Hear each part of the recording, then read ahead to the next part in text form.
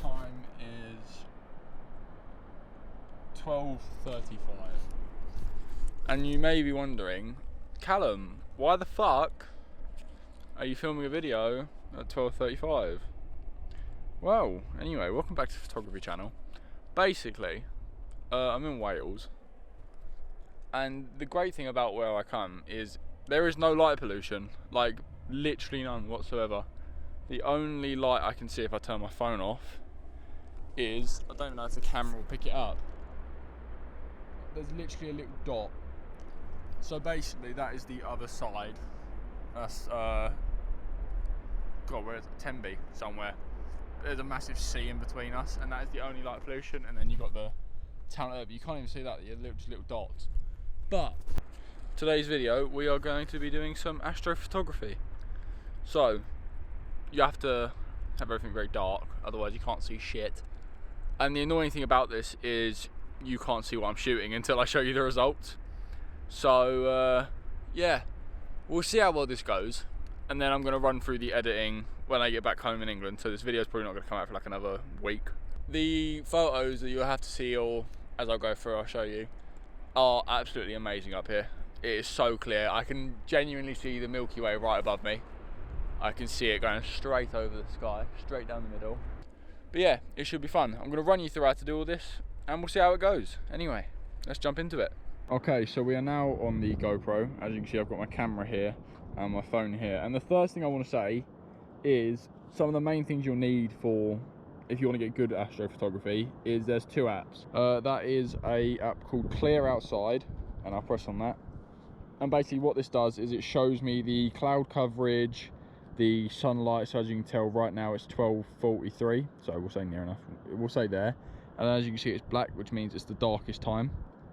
You can see that the cloud coverage is all there, and it shows you a lot about stuff in the ISS where that's going to be lined up. So this is very good for telling if you if it's going to be clear outside, which states the name. The other app I'd suggest is, if we go on here, it's called Night Sky. This app is absolutely amazing, I must say. If it loads, we're gonna have some nice calming music in the background. But this app basically shows you every star, satellite, the ISS, which is down there, and it shows you everything. But the good thing about it is I can do that, move my phone, and you see that? That is the Milky Way. Now you can't see it because the camera doesn't pick it up, but when I move my phone out of the way, I can clearly see the outline of the Milky Way. Once you know what you're looking for, it's not hard. But this app shows you what to focus on. So if I wanted to get the Milky Way in my photo, all I do is just line it up with that bit there, take the photo, and when it comes out after I've set up all my settings, which I'll show you in a second, I should have a nice clean image of the Milky Way galaxy. Okay, let's jump down into some settings. So for this, you're going to want to put it in what I've done here, manual focus mode, because automatic won't do anything to help you whatsoever. Then you're going to set your shutter speed, which is this one. I'd say around about 10 seconds. You can always change that about, and it also depends on your ISO, so you can adjust the two of them and you'll get different sort of looks. Go to the lowest f-stop to allow the most light in, and then my ISO will go 8,000. And then this is the difficult part, you have to focus. There we go, look at that, manual focus, and you see those red dots, if you can see them. Those red dots are stars, and on where I can see, you see the main big ones, I see loads of them. They're stars. So we're on 10-second timer, or 10 seconds, 4.5 f-stop, 8,000 ISO. You can always play around with those settings, but when I'm doing the manual, it zooms in. So you just look for the little stars, you have to focus on them. Oh, and one other thing, if I go into my functions, drive mode, I'm going to want to put on a 5-second timer. So when I press the shutter on this camera, it won't shake and I'll lose all my detail. So it should be good. So let's see if we can see this. This was just a very quick one, but look at that. Very quick. There's a bit of out focus stuff, and it's just basically the stars, but it's because I've literally just snapped one just to prove this, just to show the settings and everything. So what we can do from here is you have a look at it. I think that is quite good. I think we just need some more detail. So what I'm going to try and do is I'm going to flip my camera my tripod has this axis where I can flip it, which most tripods nowadays do. So I'm going to flip it vertical. Okay, so I've now put my camera vertically, as you can see here. And what I'm going to try and do now is, it's hard to see, but I'm going to try and get the end of what we call the worm's head here in my shot. So if I do that, if I then try to focus, sometimes you have to move your little dial around just to see any stars, which is a bit of a pain. Same settings, just to test out my, see how I've lined everything up. You can see, it's flashed, gone off. Should just be waiting now. There we go. As you can see, it says processing. Hopefully this image, you can't see anything right now, but in front of me, I've got the worm's head. Pointless me trying to point this out to you, and then I've got the galaxy. So hopefully, if I just click on that, look at that. That is 10 times better. Is that focused? I'm going to chuck up on the screen anyway. I'm going to chuck the unedited version up. So what I'm going to do now is, I've got the line up pretty well. I might raise it up a bit more because I've got a lot of the beach down this bottom corner. But as you can see, the worm's head is just there. And then look, the Milky Way galaxy. So what I'm going to do now is, I'm going to put this camera down and try and get some more photos. So I'll catch up in a minute. So as I was saying, this is a very slow process. But in this photo I've just taken, this one here, that dot, the bright one, is the Andromeda galaxy. That is why I really recommend the night sky app. But yeah, so I'm taking some really good photos actually. It is 2 in the morning, so I'm probably going to head up any minute now. But just to show you, there's some other cool stuff you can do. So with this photo here, obviously I've got the really cool sky, but then I've got this massive torch on me.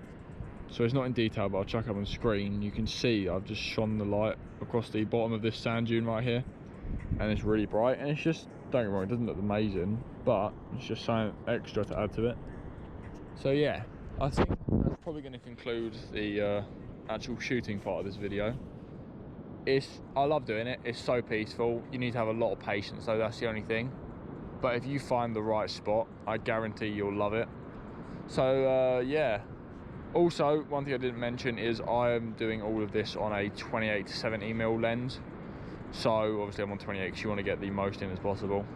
So it's whatever your widest lens is, really, is pretty much the best thing to do. But yeah, I don't think I've got anything else to say, and if I do, you'll probably find it when I'm actually editing them. So yeah, hopefully all that I've done whilst filming this has actually helped you, and let you know what you need to do and how to set up everything. So yeah, hopefully you guys can get out there and start taking some photos of space and shit. So yeah, it's real cool. But anyway, now on to the editing part of this. Okay, so welcome to the editing portion of this video. It's going to be fairly quick, so I don't want to bore you all, because I'm sure you all know how to edit. But yeah, it's a few weeks later, or 2 months, should I say, since when I took the photos in August. But yeah, we're just going to quickly edit them, show you guys what I would do to them, and see how they turn out. So obviously everyone knows, first things first, you pick your best. So I'm going to quickly select them all. Okay, so I have now copied over or selected my best ones. I think here, how many have I got? 9? Yeah, I've got 9 of them here. Just a bit of random selection really, whatever I like. If I see anything cool about them, which quite a few of these are. They've got like satellites in them, which I'll show you when I'm editing. But a lot of them just have, let's say, potential to look really good. So if we quickly open up Lightroom, which I've done here. So let's go on to develop. Now, doesn't look like much. So let's just see if we can bring the brightness up just to see what's going on. Okay, now that is way too bright. I wouldn't leave that there. It doesn't fit it. It looks out of place. But I'm just going to do that just to see what's going on. You can redo the composition if you want. You can crop it down. I might just crop that bit in there. Just a bit. Cutting out a bit of the access at the bottom. We will do that. Looks a bit better. Let's make it a bit warmer. Blue looks really, as long as you don't overdo the blue, it looks really nice. I'm going to go back and drop that exposure now. We'll leave it 150 looks quite good actually. We'll leave it there. So as you can see, the before, the after, just what I've done with 2 changes, which was the temperature and the exposure. It's gone from dark and you can't really see stuff to brighter, but you can still see the dark blue tones. I also like it goes from dark blue at the top corner and fades down to light blue. It's quite nice actually. Thing is that there's not really an excessive amount you can do to edit stuff like this, because the more, if you like change it too much, it doesn't look like the original, and then you lose a lot of the details. Like here you've got loads of stars, but if I was to max out the exposure, I would have none. Nothing would show up. Yeah, you don't have to always overdo the editing on the image, otherwise it can completely change it, and obviously if you've taken an image you don't want to completely change the way it looks. But even small adjustments just improve the photo, look 10 times better than the original. So I think for that one we can leave that for the minute. Okay, we'll go to the next one. Now this one, with that star tracking app I use, well with that and the fact that I've seen it so often, I don't know why, you can either call it the Big Dipper, I call it a pan, I don't know why, but as you can see you've got the stars here lining up, which make like a pan or the Big Dipper. But what I thought would be really cool in this, which I would need Photoshop for, is if you do like the star belts. So you basically just draw a line to each one of the stars, connecting them all, and it just it's in the center of the image, so it just gives you something to look at. But I think that would be quite a good thing and a good idea on this one. So I'm going to do that afterwards. I'm going to edit in Lightroom and then move it over to Photoshop just to draw some small lines between them.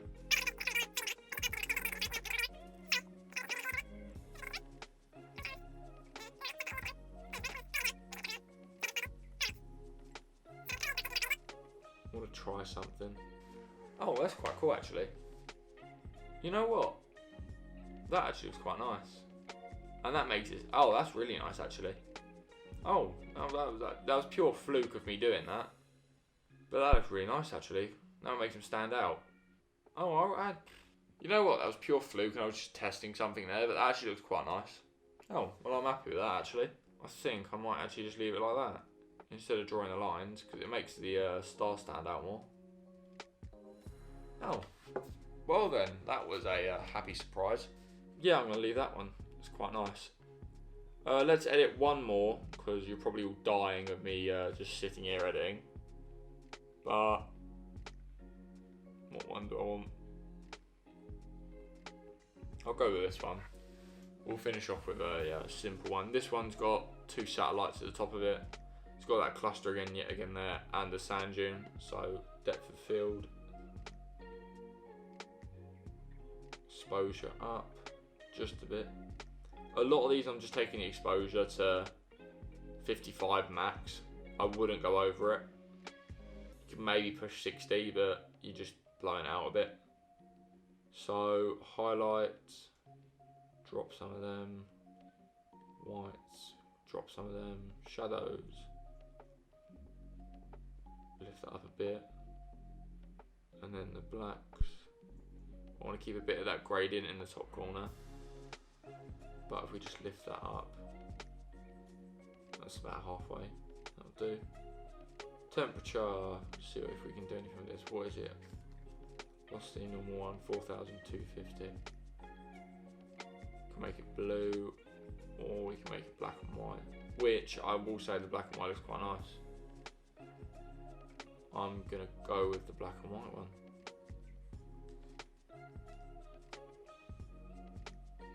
Texture, clarity, vibrance. Things with variety, there's not much really to change in it. I can turn it to max, but it just looks a bit pointless.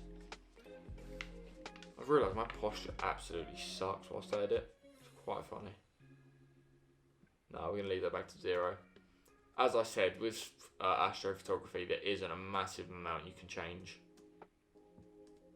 Or I think so. Don't get me wrong, a pro out there would probably absolutely smack me up at this. But it's all a part of learning. I like that. We've got a bit more light in these top corners up here where it's dark. Turn it from a blue tint to a more of a greyish one. I'm happy with that. So yeah, I think that'll do for the editing portion. You get a rough idea of what you need to be doing and what you don't need to be doing, and if it's worth absolutely annihilating a photo by changing too much. But I'm going to edit the rest of these, and then I'm going to chuck them up on my photography Instagram, which I'll put on screen here, if I'm pointing correctly. I'll put it on screen there. It's also in the link in my bio with all my other social media platforms. So yeah, if you want to know any of the gear I'm using, I've also put that down in the comment section. I always do that. But I know photography videos are a bit inconsistent at the moment, but I've got a car show coming up, which I'm going to be POVing. So that should be good, and I've got a lot more ideas to make. I just need to find time for them. But I am trying to do this a lot more. So if you do enjoy the photography videos, make sure you subscribe, like, and actually let me know. But I think now I'll do. So I hope I've helped you improve your editing on astrophotography and actually taking the photos in the first place. So yeah, hope you've enjoyed, and see ya.